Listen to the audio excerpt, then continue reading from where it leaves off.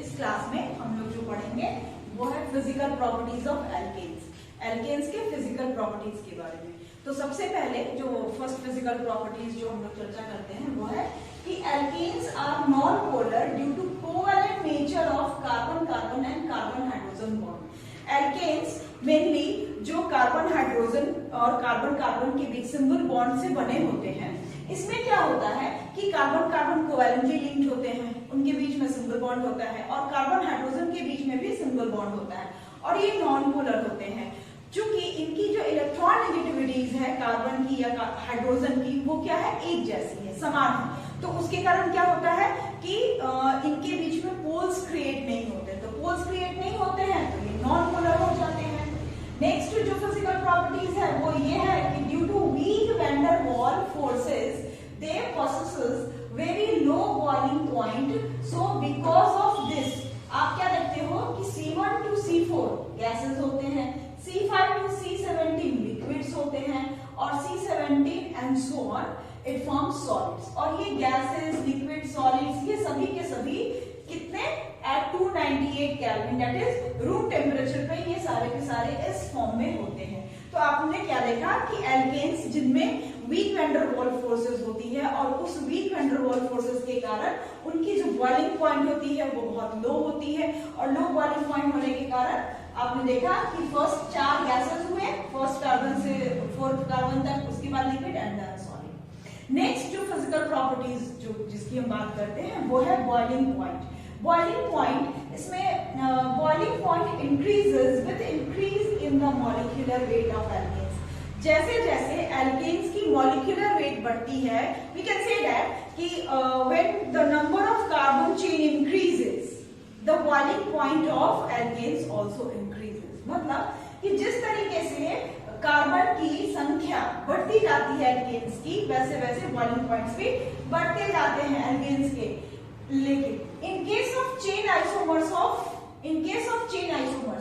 the isomers with more branches has less boiling point due to minimum surface area।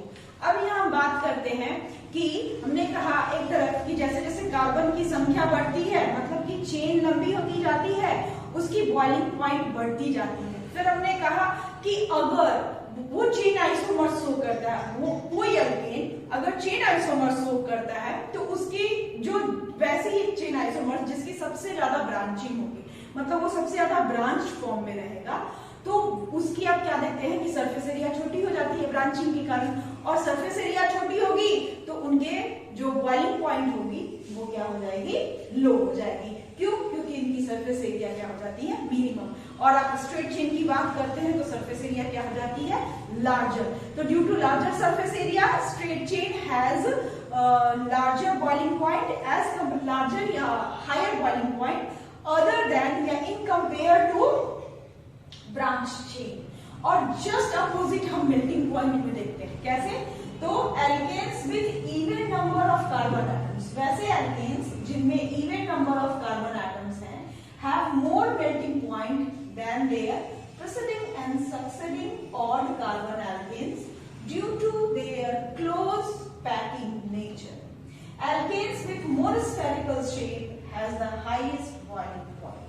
तो मैंने यहाँ क्या कहा कि वैसे एल्केन्स जिनकी ब्रांचिंग सबसे ज्यादा होती है उनकी बॉइलिंग पॉइंट क्या थी, सबसे कम थी, लेकिन मेल्टिंग पॉइंट क्या हो जाती है, सबसे ज्यादा। वैसे एल्केन्स जो सबसे ज्यादा स्फेरिकल फॉर्म में होते हैं, वैसे एल्केन्स जिनकी सबसे ज्यादा ब्रांचिंग होती है, उनकी क्या होती है, मेल्टिंग पॉइंट सबसे ज्यादा होती है और बॉइलिंग पॉइंट सबसे कम होती है। अब इसी में हम लोग एक क्वेश्चन यहाँ पे डिस्कस करते हैं। क्वेश्चन है what is the order of the boiling point of the following alkanes. यहाँ पे आपको ये फर्स्ट, सेकेंड, थर्ड ये एल्केन्स दिया गया है, जिसमें कि आपको इनकी ऑर्डर बतानी है कि सबसे ज्यादा किसकी बॉइलिंग पॉइंट होगी। ऑर्डर आप बताएंगे, या तो आप असेंडिंग फॉर्म बताओ या डिसेंडिंग फॉर्म बताओ। तो हम लोग यहाँ पे आंसर डिस्कस करते हैं। तो आप देखेंगे कि सबसे फर्स्ट जो स्ट्रक्चर है, मैं इसको पहले एक्सटेंड करूं तो it becomes CH3, CH2, CH2, CH2, CH2। क्यों ये 4 हुआ? क्योंकि यहाँ पे CH2 होल 4 है, तो 1 2 3 4 हो गया, और ये हो गया आपका CH3। तो ये कौन सा ये हो गया कंपाउंड, ये हो गया 1 2 3 4 5 6, ये हुआ आपका normal hexane, normal hexane. Second आप देखेंगे अगर हम इसकी स्ट्रक्चर को एक्सटेंड करें, this become CH3 CH2 CH and CH3 and now CH2 and CH3। अब इसकी जब आप नेमिंग करेंगे तो ये क्या होगा 1 2 3 4 5, यानी कि इसको हम बोलेंगे 1 2 3 3 मिथाइल, 3 मिथाइल, और ये क्या हो जाएगा लॉन्गेस्ट चेन क्या है आपका 1 2 3 4 5 पेंटेन, तो 3 मिथाइल पेंटेन। अब तीसरे की हम लोग स्ट्रक्चर ड्रॉ करेंगे, तो यहाँ पे आप देखते हो ये है CH3C, और C पे क्या है डबल मिथाइल है आपका CH3 CH3, फिर CH2 एंड देन CH3।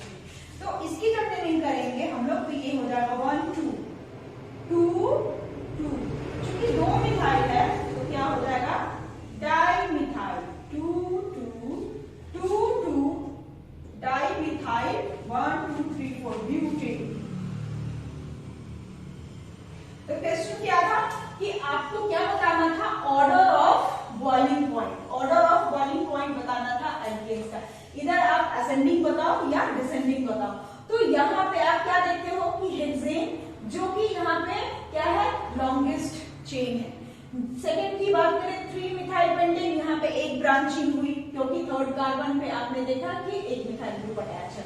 वैसे ही जब हम थर्ड की बात करते हैं 2 2 डाइमिथाइल ब्यूटेन, तो यहाँ पे क्या हो गई सेकेंड कार्बन पे 2 branching as a methyl group आपका आ गया। तो यहाँ पे छुपी बॉइलिंग पॉइंट की बात करते हैं, तो अभी मैंने कहा कि जिस तरीके से कार्बन की संख्या बढ़ती है और उनकी ब्रांचिंग बढ़ती जाती है, तो ब्रांचिंग के कारण क्या होता है, ब्रांचिंग के कारण सरफेस एरिया कम होता है, ब्रांचिंग के कारण सरफेस एरिया कम होता है। तो अब यहाँ पे इसके आंसर जो हम असेंडिंग और डिसेंडिंग दोनों फॉर्म में लिखेंगे।